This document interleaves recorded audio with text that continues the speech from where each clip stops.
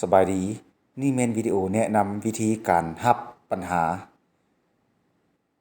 กรณีจะรับปัญหานี่หมายความว่าลูกค้าได้โทรเข้ามาเบอร์ฮอตไลน์ของพนักงานเทคนิคเนาะและปัญหาดังกล่าวจะถูกบันทึกเข้ามาใน MBCZ เนาะซึ่งพนักงานเทคนิคจะมารับปัญหาอยู่ที่เข้าไปเมนูขายเลือก Receive Ticket เนาะหรือว่ารับ Ticket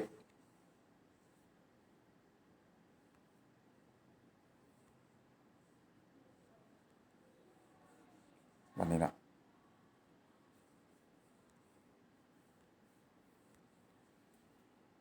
แล้วเราจะเห็นข้อมูลที่ลูกค้าได้โทรเข้ามาเนาะจะเห็นเบอร์โทรมีข้อมูลเบอร์โทรลูกค้า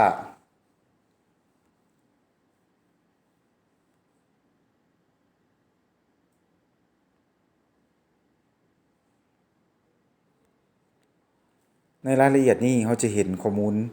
เนาะคือวันที่ลูกค้าโทรมาแล้วจะเห็นเบอร์โทรลูกค้าเนาะเกี่ยวกับการรับปัญหาแม่นเราเลือกกดเข้าบนนิ้วนี่เลยเนาะ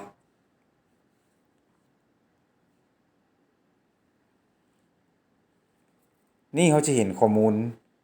อีกหน้าต่างของลูกค้าเราใส่เลข document document number นี่จะเป็นเลขใดก็ได้เนาะเพื่อเป็นตัวยั่งยืนผ่านและอยู่ตัว ticket ท้าย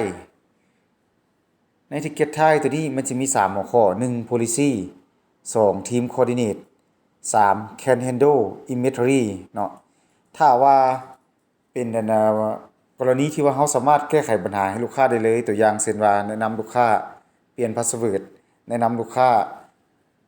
ปิดเปิดโมเด็มแล้วสามารถนำใช้ได้เนาะหมายความว่าแก้ไขได้แล้วเนาะเราสามารถอ่าเลือกเนาะ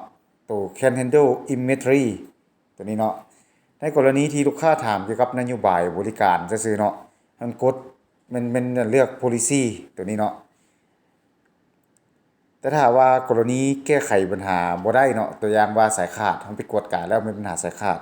แม่นเราจะเลือก team coordinate เนาะซึ่งแต่ละตัวเป็นแนวใดเราจะเฮ็ดให้เบิ่งเลย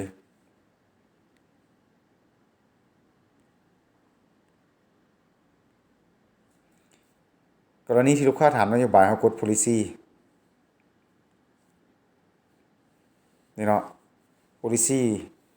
แล้วเราใส่เนาะตัวอย่างว่านโยบายการขายถามว่าแพ็กเกจเนาะแพ็กเกจเราอาจจะโน้ตใส่แล้วแพ็กเกจเลยถามแพ็กเกจสิเนาะแล้วกดส่งแล้วก็ยืนยันเนาะกดยืนยันเพื่อปิดทิเก็ตและนี่ก็ถือว่าปิดปัญหาได้แล้วเนาะบัดนี้จะเข้ามากรณีทิเก็ตมันก็จะหายไปเนาะบัดนี้เขาจะเข้ามากรณีที่ว่าเคส can handle inventory เนาะหรือว่าสามารถแก้ไขปัญหาให้ลูกค้าได้ document number เราใส่คือเก่าเนาะ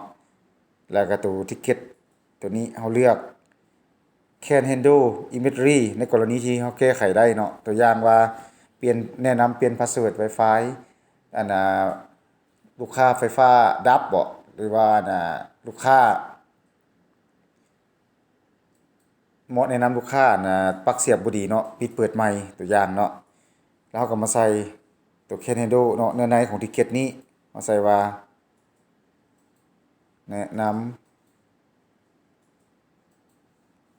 เสียบปลั๊กคืน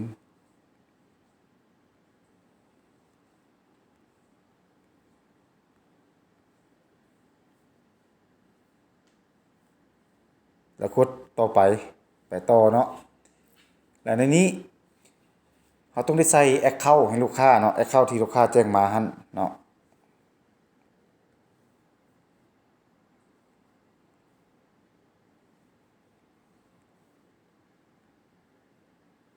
จะเป็น Deon หรือ Jipon ก็ได้เนาะสำหรับหลังจากที่เรากดค้นหานี่เนาะมันจะออกข้อมูลของลูกค้าออกมาและเรากดที่ไปต่อในเวลาที่กดที่ไปต่อระบบมันจะไปกวดเนาะถ้าลูกค้าออนไลน์เนาะaccount นั้นออนไลน์จึงสามารถปิดได้และถ้าเป็นJipon ONU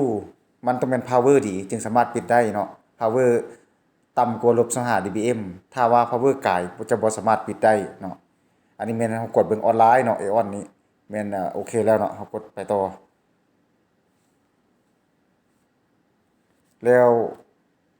ใส่อันน่ะเหตุผลที่เราแก้ไขเนาะเสียบปลั๊กใหม่